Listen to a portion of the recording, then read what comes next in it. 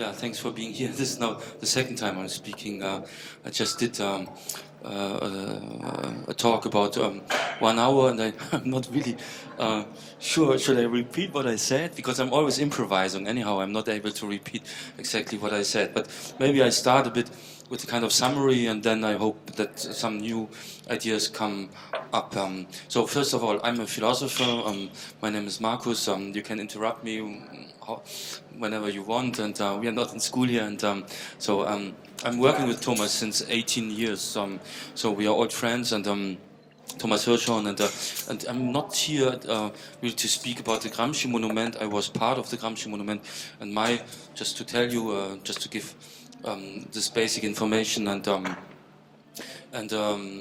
this is and at the Gramsci Monument, my part was I wrote a play, the Gramsci Theater, and that was not the first time. It's the second play I wrote, and once I wrote another play in 2009, a project in 2009 of Thomas that was called the Spinoza Festival, and I wrote the Spinoza Theater, and Thomas directed it there every day for a period of, I don't know, 54, I think, days.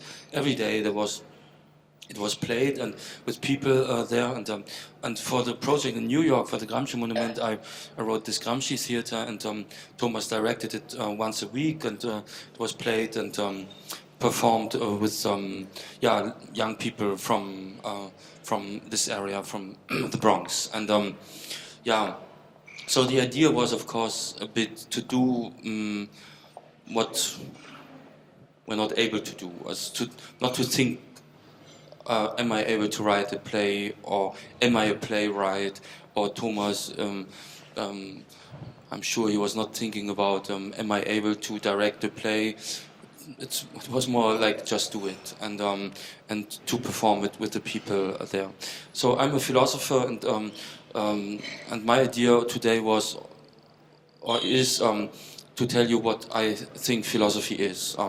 So because there is not the one single definition of philosophical work, it's the same for art. And if you saw the presentation of Thomas, he said, for example, concerning the monument, that he wanted to establish a new concept of monument, for example. And I think it's what he's talking about concerning art, and me in philosophy. An artist is someone who invents its own concept of art. So, and a philosopher is someone who invents its own concept of philosophy. So that means also to build up a kind of resistance against what already exists under the titles art and philosophy. So I'm focusing here on philosophy because I'm a philosopher, and I don't know if you read philosophy and philosophical texts, but one thing is for sure, I would say, that Gilles Deleuze, an important philosopher of the 20th century, presented its own definition of philosophy that is totally different than what Jacques Derrida, for example, another French philosopher of the same generation more or less, or Michel Foucault did. So there are differences. So if someone says, are you interested in philosophy? Then I would say yes, but I'm interested also in redefinition of philosophical work. And this is what I was talking about here in the first talk, about the relation between philosophical thinking and reality, because I'm sure you know that there's a kind of suspicion concerning philosophical work, that people think that philosophers are people that are fleeing hard facts, reality, into a kind of dreamy, into kind of metaphysical constructions, into ideas, let's say. And here I deeply disagree with that definition, or this accusation concerning philosophical work. I do not know one single philosopher who is like a real philosopher, I mean, who is like just in a kind of dreamy metaphysical world, especially Hegel, for example. And Hegel is a philosopher that is, I think, that is accused to be like hyper in hyper-idealism and something like this. No, it's more complicated. And I think thinking has precisely to do with intensifying your contact to the established world order. That means to what we are used to call reality, to the reality field. And this reality field, so we are all using the concept reality. We do not have to be philosophers for this. But what we call reality is, of course, structured and codified and even determined by social facts, by political facts, by cultural facts, language, of course, economy, and so on. And this is a situation of all of us, that we found ourselves thrown into a kind of context, into a kind of reality order that we do not decide it. We didn't choose ourselves. So in this, I'm born in 71, for example, born by a French mother, by a German father, in this specific cultural context, in the middle of Germany, and so on. I'm German, and German and half French. And so I didn't choose to be born. I didn't choose my parents. I didn't choose the cultural frame work in which I was thrown. I didn't choose the economic situation, and so on. And this is a case for all of us. So I would say art and philosophy have precisely to do with the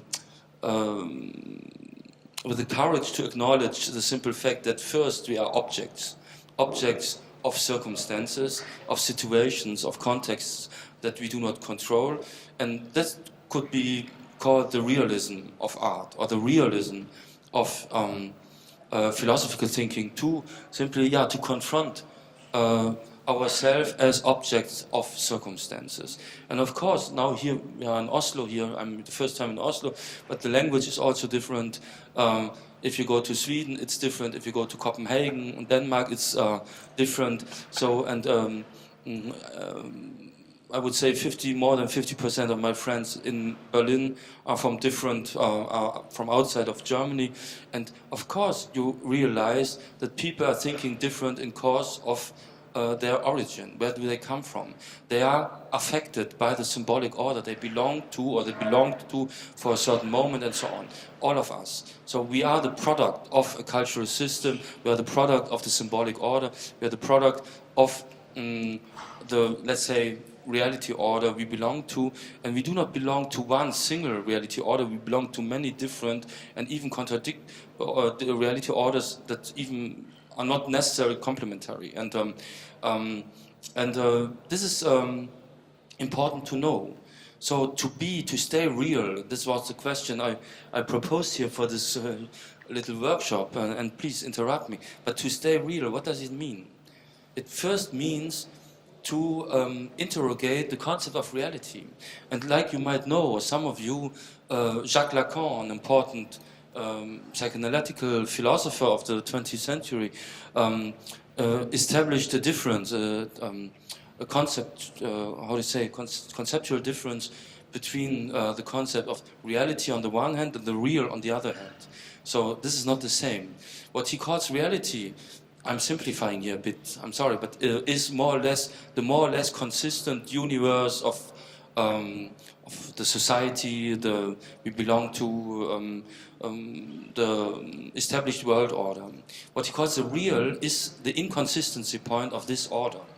So here we have a kind of conceptual distinction between reality as let's say the universe of established facts, social, political, cultural, economic facts. This is what we call our world. And then the real, what Lacan calls le réel. The real is not reality, but it's precisely what is excluded out of the universe of established facts. So what I define as what I would call philosophical thinking and artistic thinking, and I'm speaking here with my friend Thomas, who is absent about the friendship between art and philosophy. We do that since a long time. Because we think art and philosophy, they share something fundamental. What do they share? They share simply to build up a resistance, the courage to build up a resistance towards the established reality order. That does not mean to flee out of this order, because there is no exit. God is dead. I claimed this in my first talk here. God is dead means simply the door is closed. There's no exit. There's nothing but this here and now sphere that in philosophy is called immanence. An immanence without transcendence. A world without second world beyond. So there's nothing but this established reality order we belong to, and there's no exit, or the only exit is death, of course. But as long as we live, there's a possibility to interrogate the consistency of this established reality order, of the established world order we belong to, and that means also to perceive the authoritarian character of what we are used to call reality. So if someone tells you, stay real, he tells you that there is a kind of firm ground. Stay real means stop dreaming. And for example, artists, a young artist maybe by their parents, or young philosophers, when you after school, maybe you go to your parents and you say, okay, I decided to study philosophy. Okay? Then they might say, okay, hey, do something serious, take care, philosophy, art, it's not easy to earn money with that, to earn your life with that, and it's true, by the way. But at the same time, these parents, they believe, without thinking too much, I would say, they believe in a clear distinction between serious life, and that means a life within the established reality order, and a kind of dreamy access out of this life by doing art and or by fleeing into kind of philosophical ideas and so on. And here I have some questions. And I think Lacan is one person, one intellectual, let's say, who helped me to interrogate this distinction or this differentiation, because I precisely do not believe that this distinction is right. I would say the real dreamer is the one who tells you stop dreaming, because he or she who tells you stop dreaming, come down to the hard ground of the facts, believes in the stability, in the consistency, and in the existence of such a ground. I'm not saying that there's no reality. I'm not here a postmodern Baudrillard version. No, this is not what I'm saying. I'm simply saying there is consistency. There are certainties. There is meaning. There is sense. But no sense, no meaning, no consistency, no evidence, no certainty is finally consistent. So it's finally inconsistent. And I think this is the important claim made by Friedrich Nietzsche by claiming God is dead. God is dead means, yes, there's reality, but there's no second reality order, there's no second world behind. So after death, you will not have access to a positively constituted second world order. It's over. We are dying. To live means simply we are already on the way to death. And I think this is something, and I hopefully you see the political dimension of my claims here. Because in 2016, still we are not ready to live on the level, on the high of our proper insights. We are not, most of the people are fleeing into kind of dreamy second world order construction. And Nietzsche died, Nietzsche was born in 1844 and he died in 19. So 19, and now 116 years later, we are still fleeing into kind of metaphysical or religious constructions. It's a huge lack of maturity. That means for me a lack of thinking, that we ignore the whole tradition, the long tradition of enlightenment that helped us to interrogate. What is enlightenment, les Lumières in French, Aufklärung in German? What does it mean? It simply means to make one step out of this false innocence, that is the innocence of the position of some of the active, what I call active non-thinking. That means someone, why active? Here's a beamer or something, you know, or we know that from the TV. So the standby modus. The TV is not really on, but not totally out, you know? It's in the standby modus. And I would say the standby modus of ourselves is the standby modus of people that are not ready to live on the level, on the height of the proper insights. And I think thinking, artistic thinking, and this is philosophical thinking precisely, can help us simply to be a bit more mature. And that means to understand, okay, I'm not saying that sense and meaning are not existing. I spoke here in the first lecture, I spoke a lot about love. I believe in love. I wrote a book on love. I think love is something worthwhile, important between a mother and a kid, between two persons, between more than two persons, and so on. Okay, but there's a whole tradition of the love concept. And this is what I learned by doing philosophy. So, interrogate the concepts you're using. Ask yourself first, I'm teaching philosophy, you know, and to my students sometimes I say, okay, what do you mean when you mean you want to be free? What does it mean?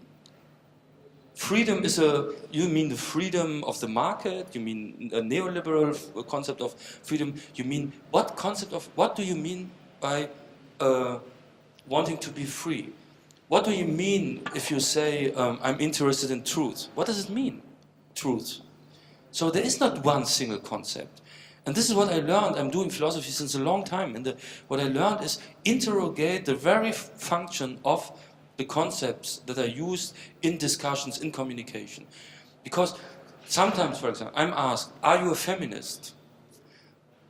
Yeah, it would be so nice and so easy to say, yes, I am, and then everything's fine. In the context where I am, everyone is left, and so on, and everyone is feminist. But I'm a philosopher. I have first to ask, which feminism are we talking about? And this is not too much. Feminism is a provocative example here, I know.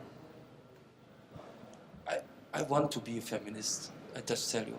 But which feminism are we talking about? Lucie Irigaray, Simone de Beauvoir, Hélène Cixous, Judith Butler, queer feminism, Judith Butlerism. Which feminism are we talking about? Catherine Malabou, you read the books? You know, I read all these authors. I'm reading them I'm reading feminist theory since more than 20 years. So this is a bit shocking for me, that people, and this is of course the same concerning these oversized concepts of art and philosophy. Are you a philosopher? I say yes, but I want to tell you what philosophy is for me. I do not agree with how philosophy is taught and how it is, how it exists in the academic sphere, for example. I stopped studying philosophy in the age of 21. Now I'm a professor. Okay, but I decided to present and to define my own concept and of philosophy. And the first definition of philosophy is, for me, philosophy has something to do with us. We are implicated into the philosophy question. So if you are dealing with, and call it pathetic, criticize me, but I think, no, I'm interested in art and philosophy as something that has to do with ourselves and with the reality order we belong to. But to belong to reality order does not mean to accept its authority. And the most authoritarian concept nowadays is the concept of reality. I'm not against reality. I want to know, let's try to define this concept. And to define a concept means to start to interrogate the sense of or the functioning, or the sense of the use of a concept. So if someone says, I'm for freedom, I want to know, okay, but what does it mean? What does it mean? George Bush was too for freedom and for responsibility. Most of the wars nowadays are justified by people that I just want to bring freedom to the world. So there are no innocent concepts. And the most the most crucial concepts of the philosophical tradition are poisoned concepts. They are toxic. And here I think there's no simple exit. We have to deal with poisoned or toxic material. I don't know what you are doing, and we can talk about this. But this is what I learned. This is why I'm criticizing the kind of political correctness. I do not agree with all this kind of stupid people on the right that too are against political correctness. But correctness already, a term, is quite problematic to me. I'm a writer, I'm writing text, and I cannot accept that someone tells me how I should write and what concept I should use and how I should address a certain topic. No, precisely, to be left and on the left means to not to accept the authority of people that tell you how you have to do it and how you have to spell it and how you have to say it. So I remember when I was young, I don't know, there was this idea not only when I was young, it was like many things changed in the last, I would say, 15 years, 20 years. But the concept of leftism changed totally. And I think we have to interrogate this and what does it mean to be left? I'm a left critical left. Okay, I just tell you my position. I'm a left critical left. That means on the right there's no side. But I want to interrogate the very functioning of the signifier left. So it's not enough. I'm in Berlin. I'm living in Berlin since nearly 20 years, 17 years, and I don't know. There are so many artists, intellectuals, philosophers, if you want to, people in making theory, art critique, and so on, and they are all left. But and they make all a kind of career by always claiming how left they are. And here I have some questions. I want to interrogate the very functioning of the signifier left, and I want to redefine the concept of leftism. And I want, and there's an important tradition in political theory, especially by French philosophers that I admire, that leftist philosophers like Jacques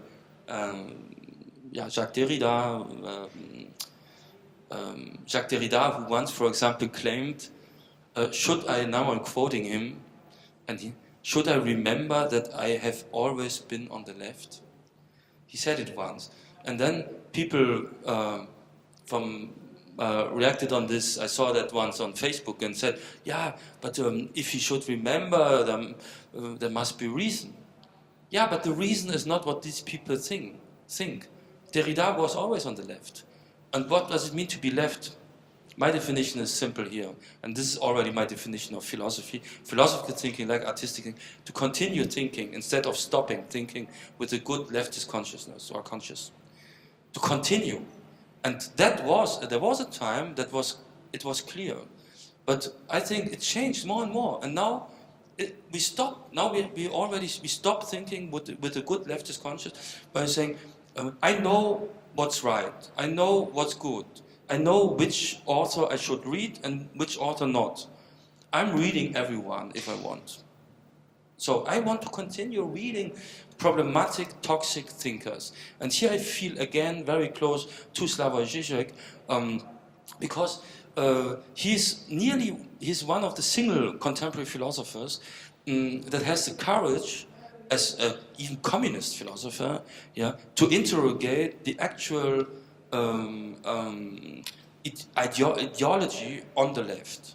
Not going to the right, but not simply accepting that we can make a clear division. Here are the good ones, here are the bad ones.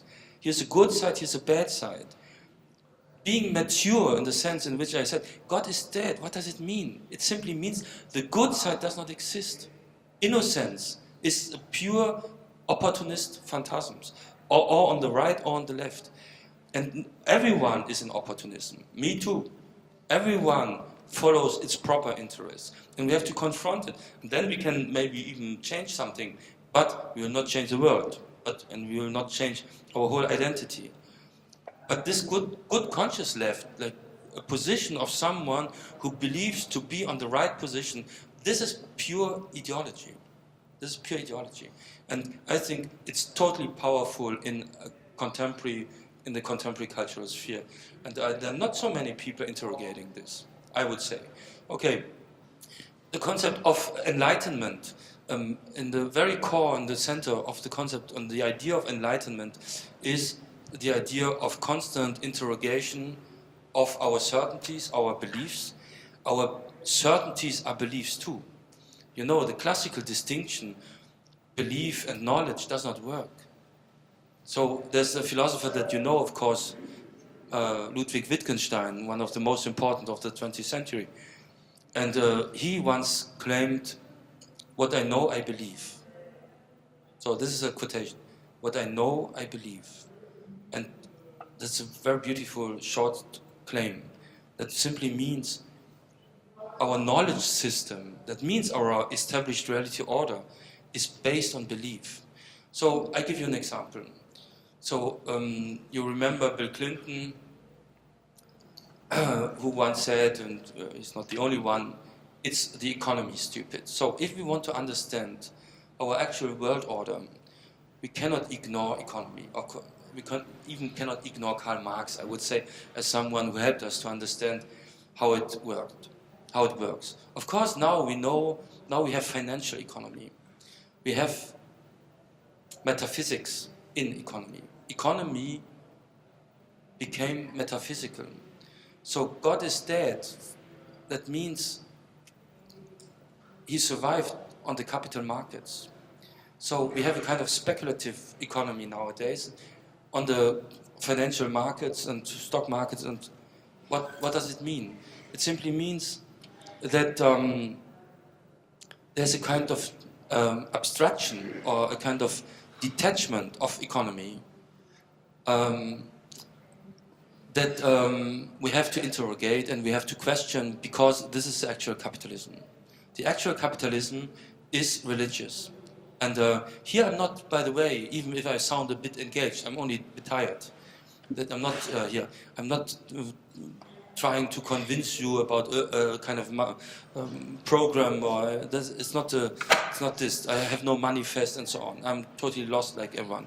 So, but I would simply try to give you a definition of the relation of philosophical thinking or artistic thinking and the established reality order. The established reality order is powerful, and it's totally dominated by financial economy nowadays. And so in the art field and even in philosophy, we think about ourselves that we get rid of metaphysics. We are beyond metaphysics. We are beyond of religious belief. We are beyond of. We are critical. We are skeptical. We are good leftists. Yeah, it would be so nice if it would be true, but I do not believe at all that this is the case. But what happened really is we have to relate to a quasi-religious system that is the actual capitalism. And this is also something that fascinates me. And I do not have any solution. And I'm also here not, even if I'm a leftist, not in a naive anti-capitalist claim. I don't know, I have no solution, I have no clear alternatives.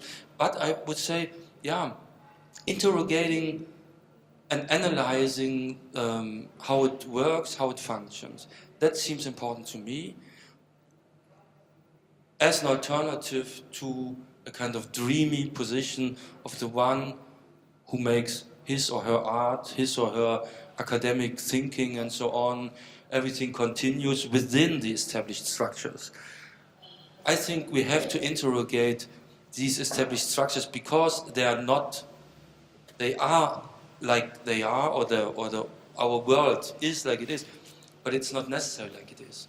And this is something that is indicated by the big philosophical notion of contingency. You know this word, contingency? Contingency is non-necessity. That means to think contingency as a truth of our reality system, and this is what Lacan calls the real.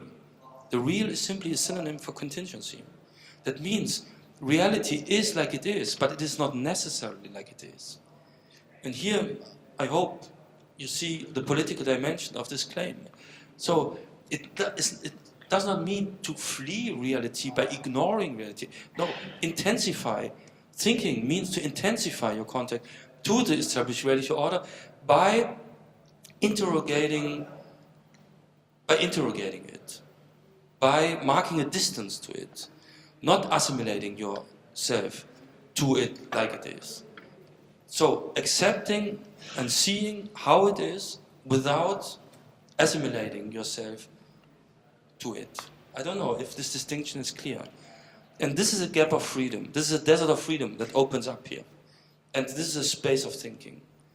And if we do not believe in this space, we do not believe in the necessity of thinking, then we would simply say, okay, then we are nothing but products. I said at the beginning, we are products. I'm product of my parents. I'm German, all too German. I hate it. When I'm in French, I see, oh, fuck, I'm so German. When I'm when I'm in Germany, sometimes I see, oh, I have a French part in myself and so on. I see it. I didn't choose it myself. And I'm the product of all the books I read. I'm the product of the cinemas I saw. We all are products of all these kind of, let's say, cultural effects. Yeah? And getting older, I'm 45 now, and getting older, I see, okay, there's nearly no freedom. I'm nearly nothing but a product. But here I still would claim, nevertheless, that no, yes, I'm totally in. I'm so much an object of the circumstances I belong to, of the context and cultural and symbolic and social political context I belong to. But I still see a need and a possibility to think it, to interrogate it, to analyze it, and that means, not to be something else than nothing but a victim of the established reality order. So this is what I call thinking. So thinking is not, again, writing a book on the, the transcendental analytic of the critique of pure reason and the differences between the edition of 1781 and 1787. You can do that, and people do that. And I think this is a kind of auto-protectionism in the academic sphere. So you do philosophy by reducing philosophical thinking to academic practice without any effect on your life. And then you call it serious academic work. But don't forget, the real philosophers, there's no Wittgenstein that I mentioned, they are existential thinkers. That does not mean that they are lost in passion. They are also in abstraction, they have cold views. We need a cold view on reality. There's no need for sentimentality, nostalgia, and anachronism, and there was a time everything was better. No. Yeah, maybe this does not work. No, we have to confront it now, and to live now, here and now.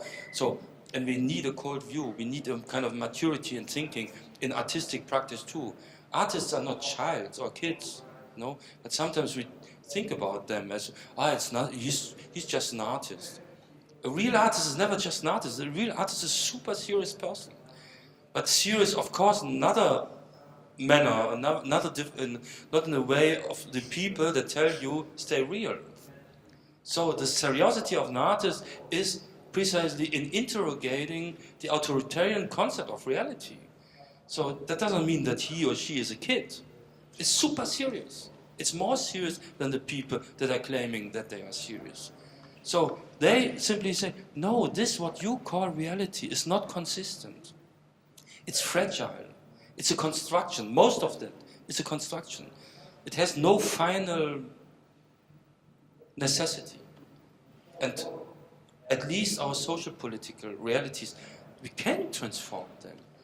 People nowadays, I don't know but I know in Germany, for example, and the people, they are so much used to say, you have to accept there's no alternative to let's say, also the economic order and the economy and actual capitalism. I think, of course, there are alternatives. I cannot tell you the one single alternative, but of course, it's made by human beings, and we can change it, we can intervene. And the most reactionary statement is to tell us, no, there's no change. There's no possibility to transform the system or to change the system and so on. Here again, you know, of course, this distinction between revolution, and that is a kind of dreamy concept of some political thinkers nowadays, and to interrogate, and how do you say in English, reformation, or yeah, revolution on the one hand, reformation. Or, so the second one is step-by-step changement. And here I would say, it's really problematic. There is a kind of pathos, yeah, in claiming we need a revolution. Yeah. Sometimes there are people that, I don't know, if you talk to them, if you see their behavior and so on, you're sure they are the last one being ready for a revolution. But it's such a luxury claim, you know, revolution. But on the other hand, reformation, and it's a kind of step-by-step changement of the reality is sometimes a bit too, how do you say, simply not enough, because you keep the system, and you just change the existing system without being ready to replace it by another one. And I would like to introduce another conceptual difference between choice and decision that I make in my work and in my writings. And sometimes we are using these concepts in the same way. So choosing something. So the best example, of course, is going to a restaurant and you choose your menu. And so making a choice, what does it mean? Making a choice is not making a decision. And making a decision is not making a choice. There's, for me, even Alain Badiou, contemporary philosophers that I like and I'm learning from, they do not make the difference. Jean-Paul Sartre does not make the difference. Zizek not really, at least not on the conceptual level. And but what does it mean? What is the difference? To make a choice means, like in the Chinese restaurant, to choose between, I don't know, 500 dishes, and you say, I take 283 without ingwer. Or without ginger, let's say, or not too hot, not too spicy, something like this. Okay, what you can do is you can say, okay, 283, but not too hot. This is the freedom you have, and but finally you choose a given option, and you choose from the menu, and this is how election works. We choose between given. That means pre-selected options. What does it mean to make a decision? If you speak, or if you know Latin, you know that decisio is that decision is the English word décision in French, decisio in Latin. The word scissor comes from there, more or less. It's close. So it's familiar to etymological. So what does it mean? A scissor, it means to cut up the texture of reality. A decision breaks up with the system. So a decision is precisely to say, no, I take nothing of this. I want something totally different. So a decision votes for non-given option. A choice means to choose between given options. You understand the difference between the degree of freedom here in the game. And the first thing is, of course, I don't know, it's more like accepting the whole frame, the system. You choose within the system. Of course, the pathetic concept of revolution has to do with changing the system, replacing the system. And my claim here is not, let's be revolutionary and with Che Guevara and poster and whatever. Not this kind of kitschy bullshit.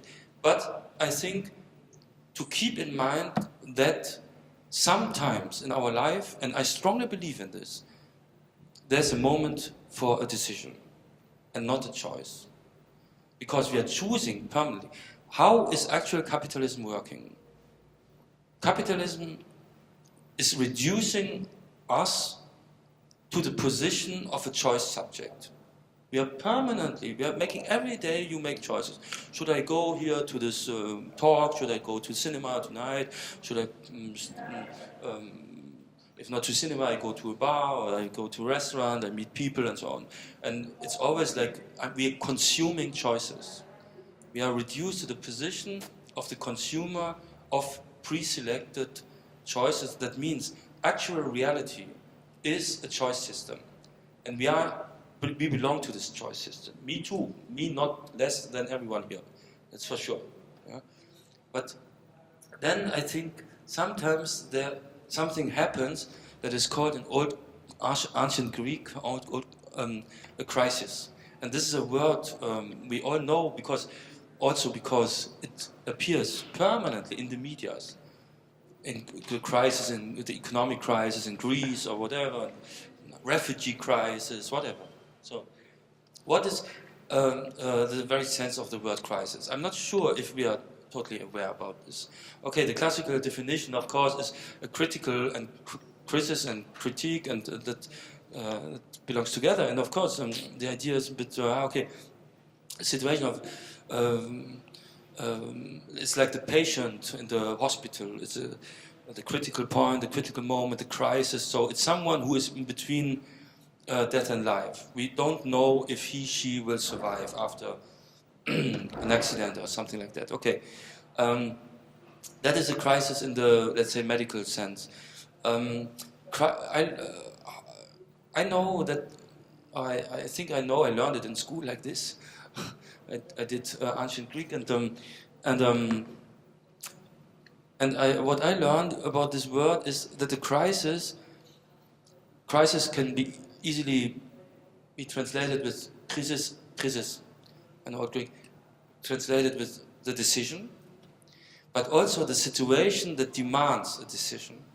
It's both. There's a double sense at least. So a crisis is a situation that demands a decision. That means I can't continue like before. Something fundamentally has to be changed. And of course, I don't know, I'm German, but in Germany you say Beziehungskrise. Beziehung is the word for relational, love, relationship, or something. So if I and my girlfriend, let's say, if we have a crisis, what does it mean? It means we are not sure if we can continue. So something fundamentally, so we should be ready to accept that maybe we have to have the courage to break up. And to break up means to make a decision. You cut the link between the people, maybe you can be friend after and so on, we know this, but it's not so easy sometimes. Okay, you mean a crisis is a situation of a kind of existential urgency. It can be a whole nation, it can be the whole world, it can be every one of us as an individual. So you understand, a crisis is a situation that demands a decision, and it is the decision itself. And how relating to the actual world order now, today? Of course, I don't know. But what I think to know is that we have the capacity, everyone. Thomas here today, I don't know if you were there, he quoted, there was this quote of Antonio Gramsci. Antonio Gramsci, you know, is one of the co-founder of the Communist Party in Italy, and he died after he was imprisoned. He had a long life, and he died after, because of the effects of this being in prison under the fascist regime and so on. And I'm not sentimental here, but of course, but this is someone who went quite far. And every human being is an intellectual. That was this banner, or this. It's a famous quote of Antonio Gramsci. And I think this is very beautiful. So intellectual here has to be redefined, of course. Intellectual does not mean, and he speaks about the organic intellectual, by the way, Antonio Gramsci. So intellectual is not necessarily someone who read a lot of books. But one thing for me is nowadays for sure, anti-intellectualism is no option for people that don't want to be stupid. Because Trump and people like this, you permanently see they are anti-intellectuals. They always say the intellectuals are people like the philosophers. They're not strong enough to live in the very center of reality. They're fleeing into kind of dreamy ideas and so on. It's bullshit. No, it's not true. The real philosopher, the real thinker, the real artist is someone who confronts reality by confronting the very inconsistency, the very fragility of our reality system. That means the contingency of the system, and not telling there's no alternative. So this is how I would like to interpret the sentence of Antonio Gramsci. Every human being is an intellectual. I would say that means everyone has the capacity, even if you didn't went to school in cause of also social injustice and so on, everyone has the capacity to interrogate its proper situation. And I think Antonio Gramsci is a philosopher who helps us to understand this. So that means everyone has the capacity and the possibility to ask the most simple questions. So when I'm teaching philosophy, for example, people sometimes tell me, yeah, but philosophy, it's so complicated, and of course I understand reading Hegel, Adorno, Kant, I don't know, these philosophers, Derrida and so on. Sometimes it's quite hard work, you know. But I think all these books are readable, all these authors are readable, and all the books of them are readable. There's no reason to be intimidated. It's just work. And if you want it, you can understand it. Everyone can understand it. But anyhow, I'm not speaking now about books, and I'm speaking about. I do not accept when, for example, people tell me, okay, it's nothing but complicated and over-complex and over-complicated. Reality is complex, not these books. Reality is over-complex. We don't overview this reality system, and our, let's say, the politicians in power, they're not made to help to tell us interrogate it. Of course not, because it should work. But the experience of the real in the Lacanian sense means it's the experience of that it does not work. There's a kind of function, it functions for a moment, but the moment of thinking, reality, is a moment of a crisis. It's always, you touch the critical, because it is thinking an over-complex, hyper-complex reality that is our world we belong to. And nobody here can tell me that he or she overviews this our world order. It's hyper-complex. But to claim that it is complex does not mean to claim, okay, then no reason to continue thinking. No, I would simply say thinking is interrogating a hyper-complex reality with very simple questions. And this is what I learned for myself, at least. I learned, for example, that it's not enough to say, I want this. Or the question, what is the object of your desire? What do you want? I want to be, in the first talk I spoke about this ideology of success. Of course, everyone wants to be a bit successful in what she's doing. That's normal and it's okay. But success is, of course, a very powerful ideology and very authoritarian, this imperative, be successful. And be successful by being beautiful, be successful by being by earning a lot of money, be successful by being a celebrity and so on.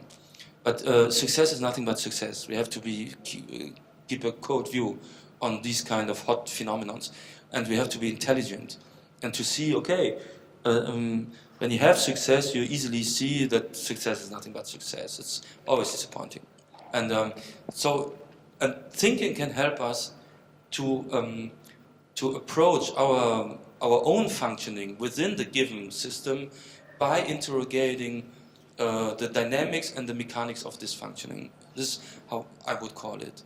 So why do I want what I want? So this is for me an important question.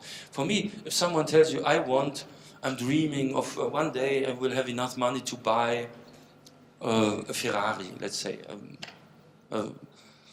or a Mercedes, or I don't know, Rolls Royce, okay. I'm not so much in cars, okay. But a kind of expensive, beautiful fast running car. Yeah, okay, why not Porsche? Why not? But my question would always be, what is the very function of the Ferrari? And of course, you are simply to give yourself a kind of symbolic consistency in the room, in the space of the established society. I'm the one with the Ferrari, or I'm the one with this success or this money and so on. So I'm not claiming here, let's stop dreaming and let's stop desiring and let's stop wanting. But I think it's good, and it's very, there's kind of here, that's a starting point of political consciousness, I would say, to interrogate the very how do you say, the function, yeah, of the object of desire. So in a way you can learn that by Lacan. The question is not, you don't, if you say, I want this, I want this, I want this, I want 2 kids, a dog, a cat, a house, a garden, then you just describe what you want. But starting to think means to ask yourself, why do you want what you want? Why do you desire what you desire? And if some of us would a bit thinking like this, then I think it's very powerful to question yourself, your proper desire, to analyze and to examine your proper desire. Because suddenly you understand, I don't need a Ferrari. I don't need to consume all the bullshit around me. I don't know. That doesn't mean here, again, I'm not total anti-capitalist, I'm not against consumption, we are all consuming and so on. I'm not moralistic, I'm not a moralistic left here, not at all. But I think it's good to interrogate ourselves and to ask ourselves, okay, what's the very sense of my life construction? And I'm sometimes surprised that so many people do not. They know what they want, but they do not ask themselves, why do they want what they want? And this is, I think, a very elementary question. And it's a very simple question. And everyone can. You don't have to read Kant or Hegel for that. Or even Lacan. You don't need that. You just have to interrogate yourself. And then you understand, okay, this is, because I'm...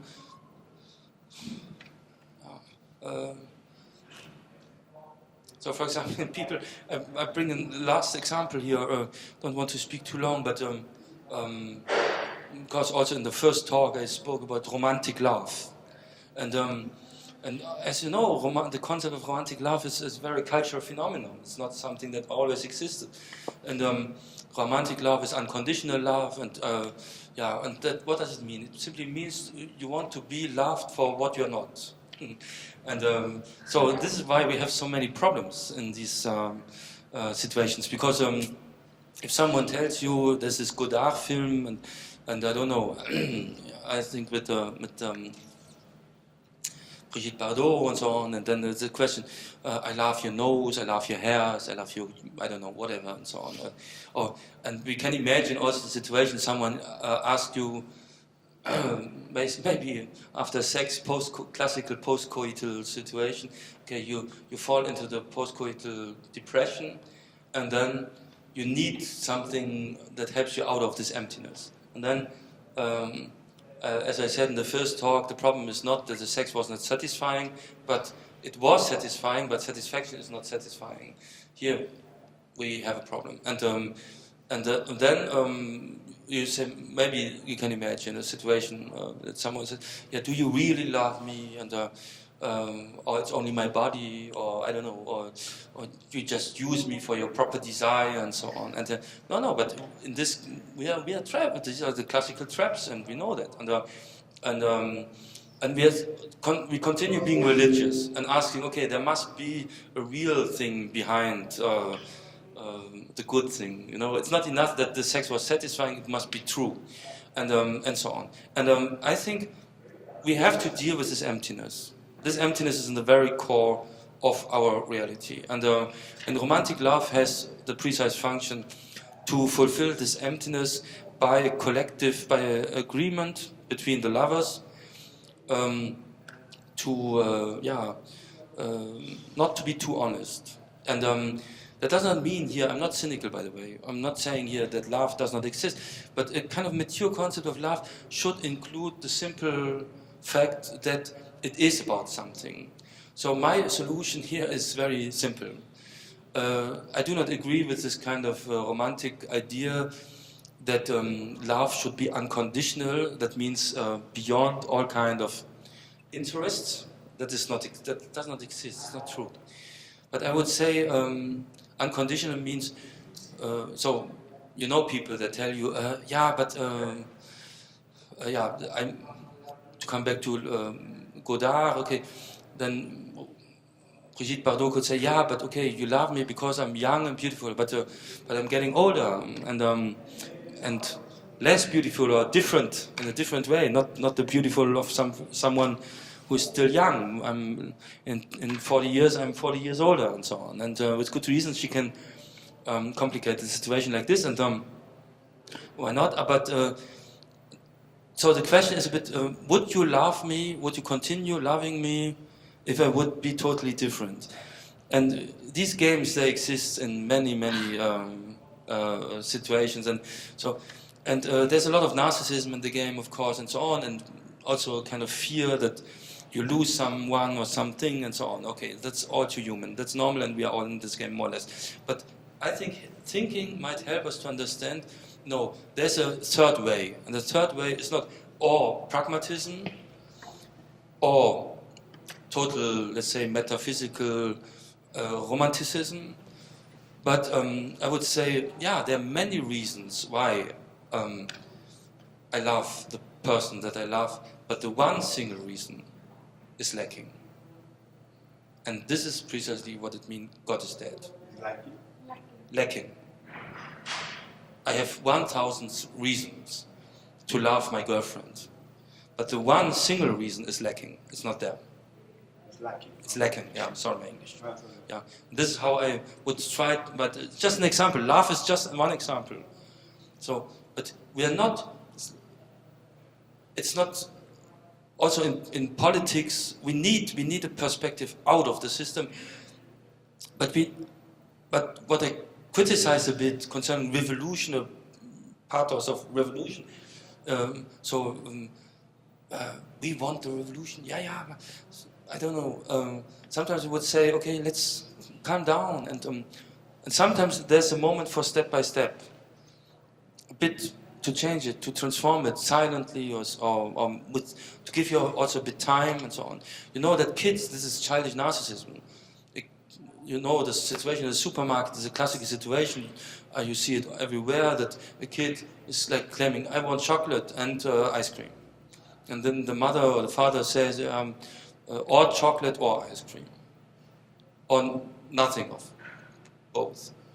But I think it would not be very intelligent to say, okay, chocolate and ice cream. What I mean is, we have to learn, and the kid maybe makes a huge scene because it insists on, I want chocolate and ice cream. That means that's childish totalitarianism or totalitarianism. I want everything and now. And this is narcissism. Narcissism, I want everything and now. So I have no time. And sometimes I would say, no. Sometimes intelligent parents say, okay, we buy chocolate, not both. You can choose between one of them. We buy one, and you get it later after dinner, but not now. And sometimes also now, of course. Parents are weak in relation to their kids. But we know that it's not good to be too weak with kids, because then later they will not be able to survive reality, because reality does not care about your narcissism. And this is the last remark, because concerning narcissism, also in the first talk I spoke about narcissism. Narcissism is not a side phenomenon or something, a concept beyond, among others. Narcissism is a clue. If you want to understand how we function, and not only in politics or in art, in the cultural sphere and so on. There's no beyond of narcissism. We are all narcissistic. But of course there are different narcissisms and there's a narcissistic disorder, or how you say, a narcissistic depression that can be terrible. We all know people like this, and these are people. They simply cannot stand reality like it is, and that means they flee in their reality construction. But as they are fleeing the inconsistency, the over-complexity, like I said, of reality, as they are fleeing it, they know there's a knowledge, there's a kind of knowledge in them still alive that they are fleeing. So it's always a kind of protectionism, auto-protectionism, to protect you from reality in its inconsistency value. That means not reality as a smoothed down reality, not reality as a real. Reality as the inconsistent reality. And this is why extreme narcissistic people have to protect them from reality as such, because reality is a narcissistic pleasure for them. They can't stand it. It's a risk. It risks to destroy their whole identity. And I mean, thinking means to understand this, to understand this mechanics. This is simply life on the level of life, you know? And so many, I don't know, I would say this is the very value and the power of thinking helps you simply to confront it like it is. And this is a specific realism of thinking. So philosophy does not mean to flee reality. Philosophy means to open up to the inconsistency of the established image of reality, and not to accept it, and not to accept being neutralized by this image. And here you see the political impact of that. And here I do not make any distinction between art and philosophy. So even artists that don't seem to be political, if they are good artists, they are political. They are political maybe in the sense, again, Godard and Thomas put it a bit, took it a bit from Godard, but making art politically, not political art. And Godard said it about films. And I think it's an important distinction. And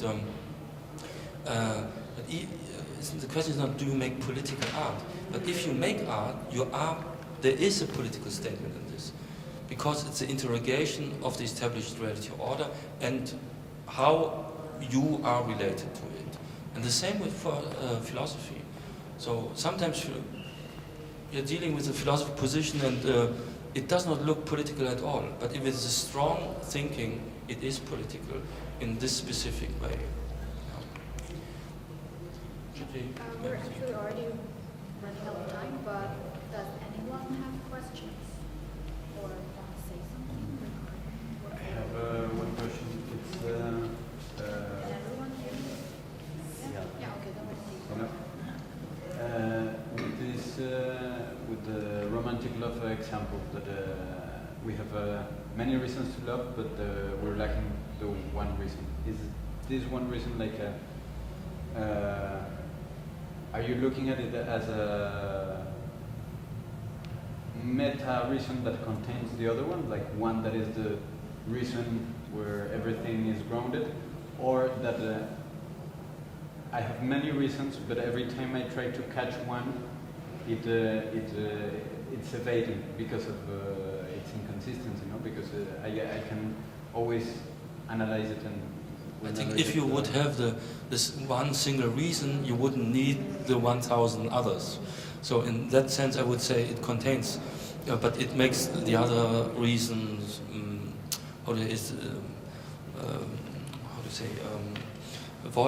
avoidable, or how to say, yeah. You do not need them anymore. And I think a mature concept of love is to accept.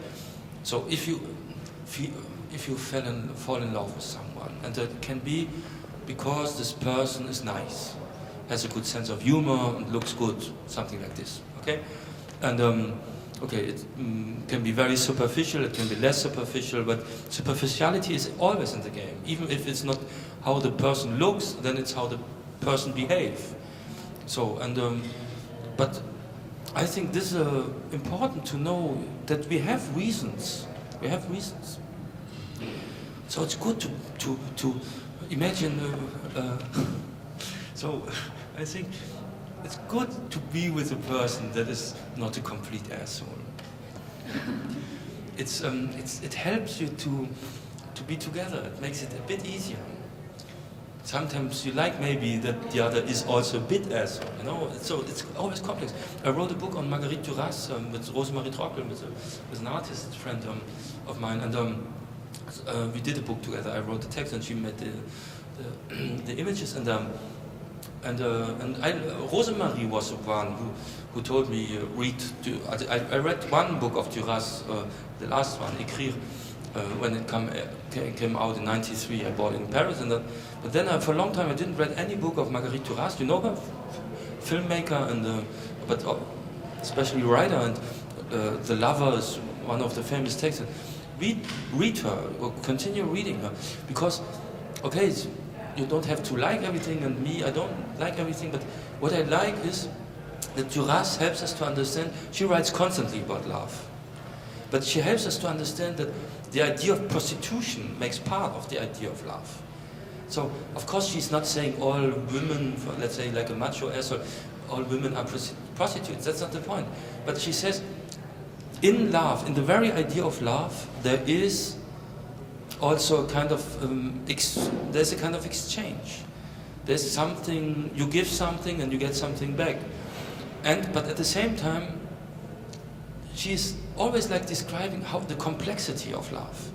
And she's insisting on the both. She's sometimes super romantic, but at the same time, she helps us to understand, because the unconditional love means you can be a total asshole, you will always be loved. You can be stupid, ugly, asshole-like, and but I will always love you, you know. And I think that's not true, and that never happens like this. And this is the realism of Duras. Duras helps us to understand love is just an example. That reality, that we are dealing with a reality that we have to pay a price for. We have to pay a price for life. And the first price, the last one, if you want, is death. That's the price we pay. And we are paying also the price getting older, losing hairs, getting fat, whatever. So, like it happens. And yeah, but you cannot get 95 without looking like more or less 95. Maybe you look like 80 but then you look like 80, or not like 20 anymore. So this is a very vulgar and banal example, but I just want to say, it's good to know, and it's good to be ready to pay the price. Also in art and philosophy, in love. And this is also to make one step out of narcissism. The narcissistic person don't want to pay. Not with time, not with energy, not with humor, not with intelligence. So I'm sorry for the banality of my remarks here, but it's just the last example. But remember, imagine, we all know the situation, of course, of people that, I don't know, you are invited for dinner, not speaking about a party. You come at 10 or at 2 in the night, I don't know. But it's a dinner, so, and 10 people are invited, and someone is cooking, and there's an engagement. So, okay, I'm German, that doesn't mean that I'm here totally in the defense of over punctuality and so on, how the punctuality and so on. But I would say, in a way I would say, so, I experience that quite often, that, okay, from the 10 guests, 9 are there, you are invited, let's say, at 8 in the evening, and everyone comes between 8 and 8:30, let's say, 8:35, something acceptable. Now everyone has a mobile phone, we can call and say, okay, I'm late, start eating, don't wait. But sometimes you have people, they don't call, they let wait the whole table. People start to be, I don't know, maybe hungry or whatever and so on. And everyone is waiting for the diva.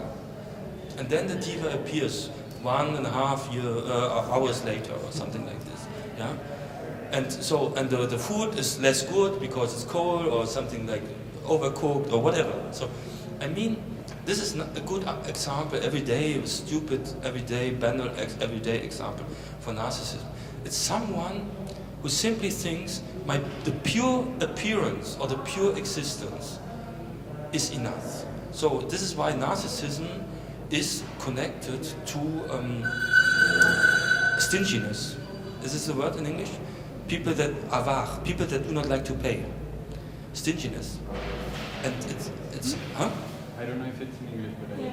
Yeah, thanks. And guides in German, sorry, être avare en français, yeah, to be stingy. And these are people not ready to pay. I'm for generosity here, by the way. I think it's much cooler to pay. Because it's even more sexy, but it's much cooler also. Pay, but there are people that don't want to pay, not with money. They always try to pay nearly nothing. And I'm not speaking only about money. It's about giving time, about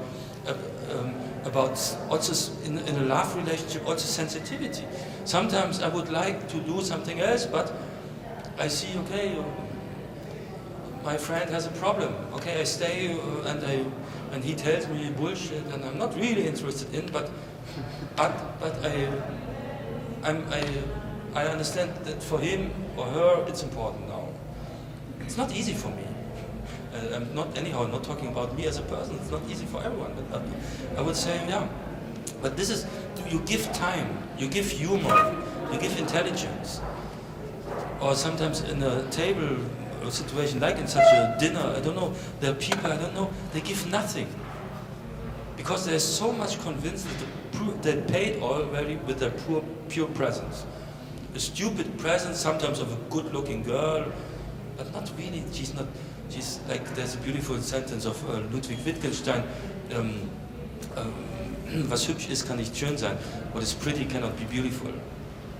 And this is a distinction. And I would say here I understand, because people sometimes they simply believe I'm so pretty, I'm so nice, I'm so pretty, and this is so I gave already my presence.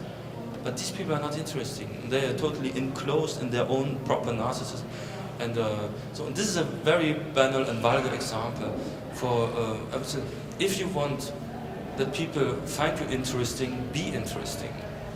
If you want that people find you intelligent, be intelligent.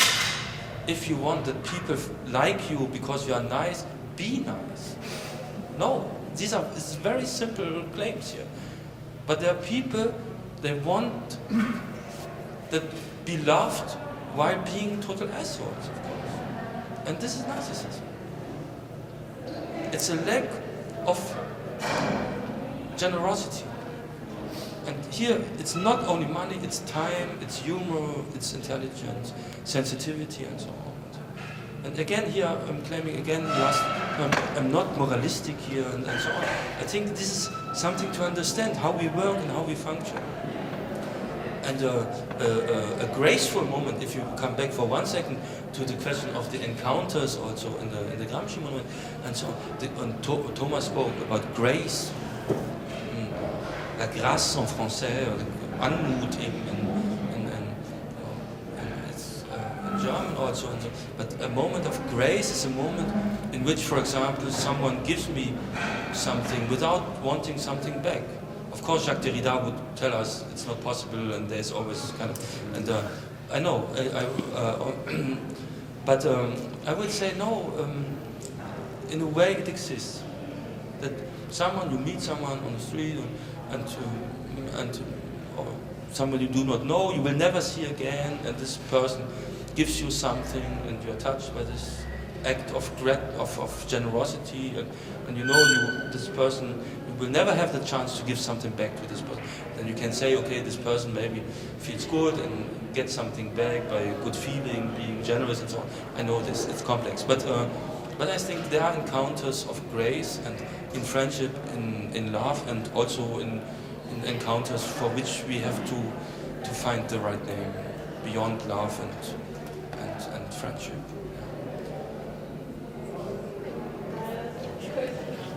I was wondering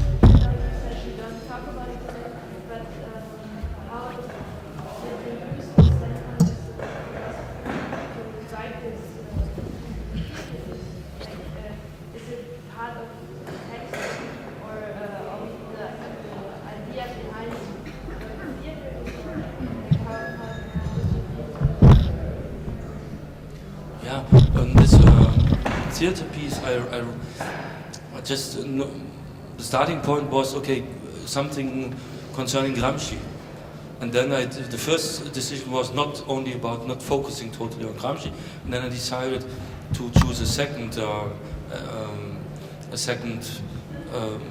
key figure or so. And this is Heiner Müller. I don't know if you know, playwright and German playwright and someone I admire, and then Marguerite Duras appears and some other figures, you know, also Jean-Luc Nancy, Michel Foucault. I don't remember. I have to reread it. I wrote it quite quick, and then they talk about the concept of reality. By the way, so no, I just Thomas asked me, "Do you want to write the play?" I said yes, and then I do it, and then I do not think too much. You know, maybe it sounds strange that the philosopher tells you don't think too much, but in a way, I would say don't think in the same, in the false way. To think too much means, in a way, not thinking in the strong sense. It's the same like when you do art. I think you simply have to find out what's now my point, what's important to me now, and then you make out of this urgency. You build up a text, or you build up an artwork or something like this. This is how I did it, and thinking by not thinking too much. It's simply just, here I like the Nike claim, just do it. It was about that you could either put your philosophy or some ideas of philosophy into a narrative, or you could look with your standpoint as a philosopher at theater in general and try to deal with the idea of how to do it. Yeah, but in this case it was also, there's a short introduction in this for this play. I wrote very short, and the idea was more to, and Thomas directed it very nice. I don't know, I'm sure you would say no, but I really liked it there. I was in New York the whole time, in 77 days. I did a lecture every day, and so I was there. And I saw it 11 times when it was directed and performed. And in this introduction, I said something like that I have the image of a theater in which of overlapping voices. So because it was just, and so if 5, 6, 7, 8 people are speaking at the same time, you have this kind of excess of sense and meaning. There's a presence of meaning, but too much, and this is what I wanted to say. So everyone has its own ideas, its own questions, what reality is, and this was, of course, also my idea. Okay, this is how reality is. In fact, that so many opinions, so many meanings, so many ideas, so many questions, and I think we will never get rid of the complexity of this situation, but we can try to confront it, and this is what I wanted to show by this.